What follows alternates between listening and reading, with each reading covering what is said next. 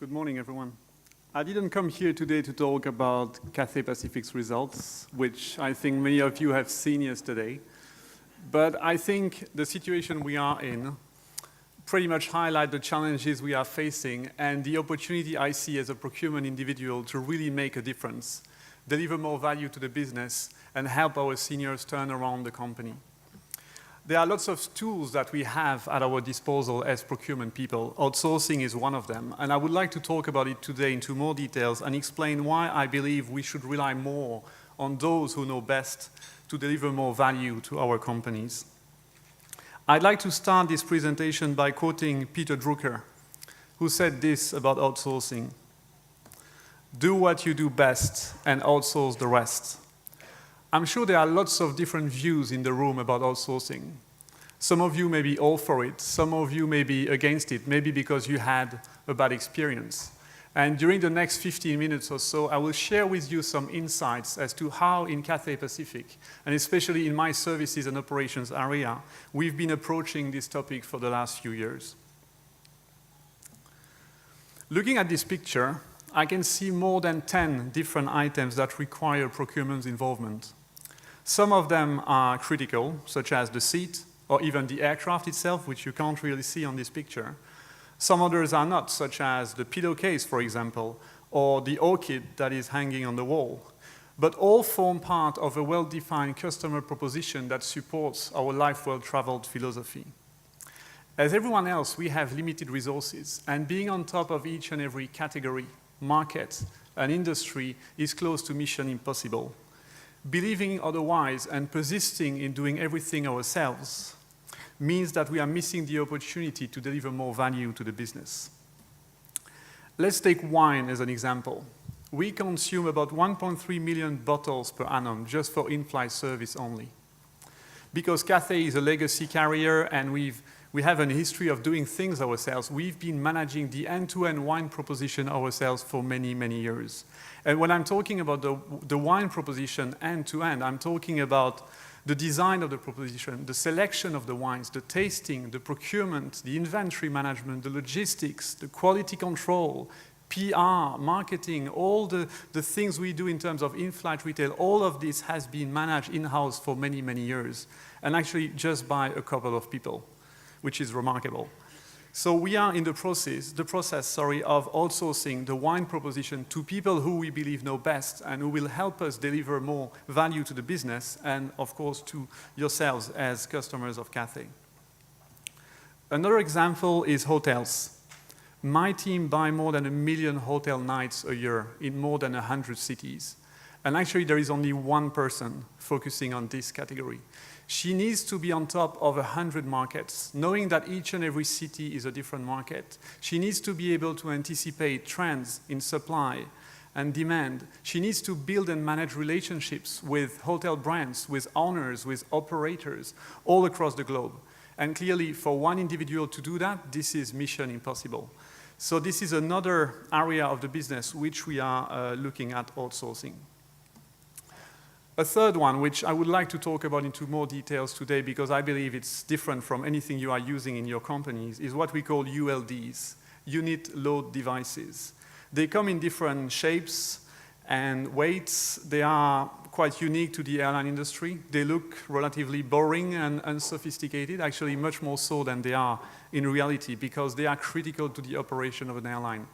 Anything we carry, be it your luggage if you get on a flight, being the food you may have tonight for dinner, or even the artwork you will see next week if you happen to go to Art Basel, all of this that we ship in and out, day in, day out, requires ULDs. So they are absolutely critical to our operation.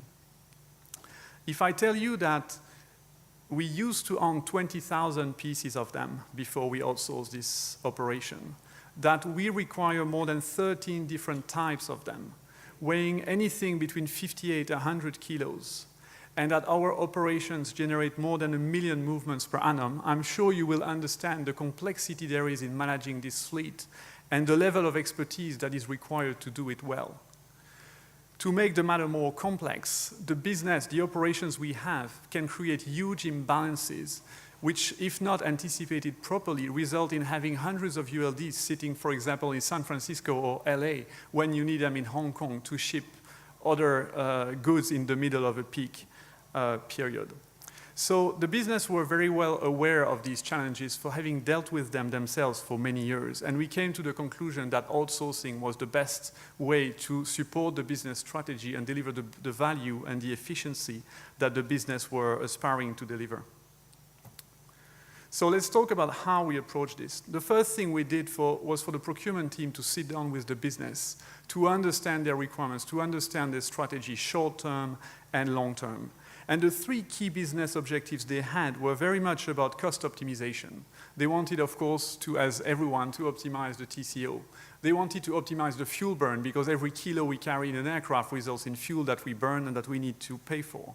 They wanted to reduce the repair costs and also the lease costs, because every time we have a shortage of ULDs, we need to go and find ULDs on the market and lease them on a short-term basis, which can be quite expensive, especially if you are in the middle of a peak where all airlines are looking for ULDs at the same time.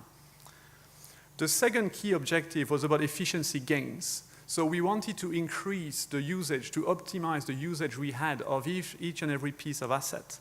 And we also wanted to maximize their usability, their serviceability. And the third one was about innovation. How could we find a partner that could help us deliver more value to our customers and build a competitive edge on the long term? So after we did that, we thought about what kind of partnership would help us achieve what we were aiming to deliver.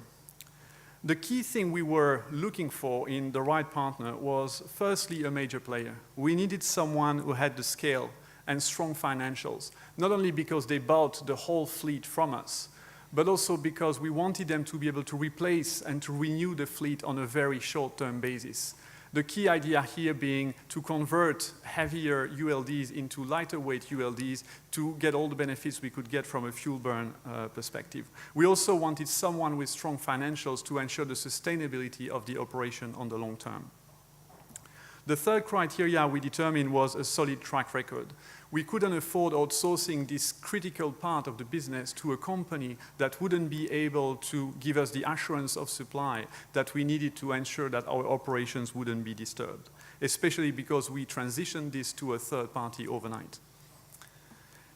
And last but not least, we wanted someone with strong innovation capabilities. So we were looking for capabilities not only to build a short-term competitive advantage, but we were also looking for someone who had the scale that would help us go further up in the supply chain and influence the OEMs in the way they design and build the ULDs of the future.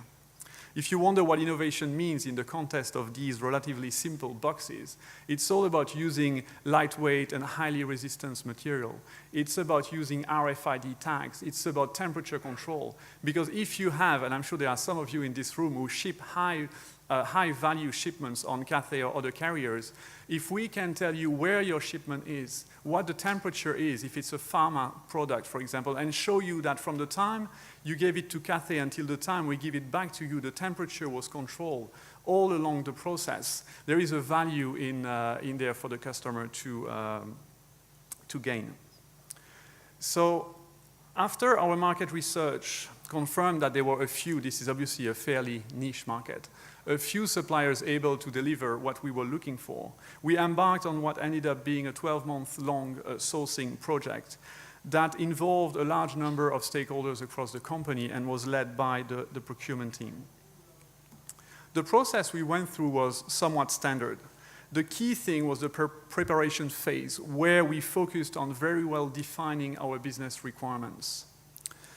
After we did that, we moved on to a fairly thorough risk analysis, which was absolutely critical in convincing the operations and also the senior management that the risk of outsourcing had been well understood, and most importantly, that they had been properly mitigated before we pressed the button and moved the whole fleet to a third-party provider. We also worked very closely with our legal team to develop a tailor-made contractual framework to suit the needs of this very specific deal. And we followed, of course, with an RFP to a selection of vendors, as well as a financial model that helped us compare the different models that the suppliers were coming up with to the cost of running this operation ourselves. As you can imagine, there were a number of challenges along the way. The first one was about specifying precisely what was required, and that required the procurement team to understand in details what the business needed and be able to make sure that their requirements were clearly reflected in the RFP that we sent to the market. Obviously, defining clear and realistic service levels was also quite key. We wanted clarity mostly because we wanted to make sure that the supplier, the selected supplier, knew what they were signing up for. And we wanted to minimize the risk of having disputes resulting from differences in interpretation throughout the term of what will be a long-term partnership. And also we wanted the service levels to be realistic. Realistic in the sense that the business have a tendency, I believe it's pretty much the same in many companies, to sugarcoat or to gold plate, should I say, their requirements, which means that a lot of unnecessary costs can be driven throughout the term of a long-term contract. So the role of procurement here was to make sure that we were really focusing on what matters and what delivers productive value to the business. The third challenge we had was about working out our baseline costs. And actually, this one came to me as a surprise because it took us a long time because of the nature and the complexity of this operation to get our heads around what was the true cost of running this operation ourselves. We had to collect data and financial data from many different sides of the business before we were in a position to determine how much we were spending doing this ourselves and then to evaluate what the suppliers were offering. And lastly, as with most of these big change projects, I believe the resistance to change was a key challenge that we had to overcome, not only because there were lots of stakeholders in Hong Kong, but also because we were basically impacting the whole network, including all the people sitting in the regions, which we had to bring on board of this journey to ensure that the transition would be smooth and that they would be supportive. Now, 2 years after we transition to this new model, I'd like to give you some feedback on our progress. We had, of course, teething issues. We had resistance to change. Both have been overcome. The resistance to change disappeared after pretty much 9 to 12 months, which can seem a long time, but I think it went down fairly quickly after the transition phase. And the key thing here in terms of a key success criteria or factor was the fact that our team worked very closely with the suppliers team to prepare for the transition. Because we were transitioning 20,000 pieces of asset from Cathay to our supplier overnight, we had absolutely no right to get this wrong. Otherwise, the impact on the operation would have been quite drastic. And we had no way to do this in phases because of the complexity and the number of movements we manage on a daily basis. So now clearly value is coming to the business. I would say it's coming in three forms. The first one is our cost has improved. We have been able to reduce our cost. Innovation is also coming from our supplier. We are working on RFID, as I said, for example, for ourselves, but we are also now engaging with the OEMs to influence the upper part of the supply chain, as I explained earlier. So if you were asking my colleagues in the cargo business, they would clearly say that outsourcing was the right decision. Now, talking about the value that procurement can bring in these large projects, the first thing I would say is that working closely with the business is really critical. Understanding what they need, understanding what they want is very important to be able to then constructively challenge the requirements and manage demand in a way that will avoid us incurring unnecessary costs further down the road. A third thing, which is very much on procurement, is about building a robust and flexible contract that will survive for the term of the partnership. Because when you enter into, say, a 10-year contract, we all know that the world we live in changes very quickly, and we talked a lot about that this morning. And what can be fit for purpose today in terms of commercial or operational model may not be fit for purpose again in 5 years. So we had to find a way to build this flexibility in the contract to make sure that it was remaining current for the whole duration of the partnership.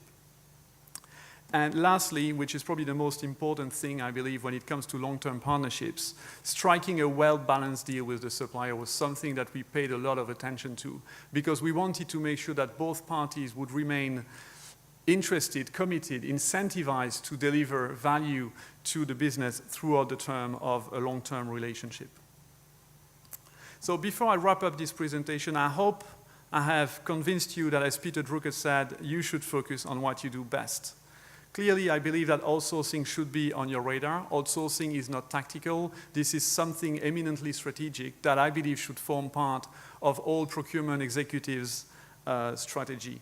And lastly, I would say, using this example as well as a few other examples we've been working on in Cathay, if it's done well, if the risks are properly mitigated, and of course, if you manage to find the right partner that will be with you all along this journey, outsourcing clearly delivers a competitive advantage to the business. As a parting thought, I thought I would leave you with this quote from Lee Kuan Yew, who said this about outsourcing. If you deprive yourself of outsourcing and your competitors do not, you're putting yourself out of business. Thank you.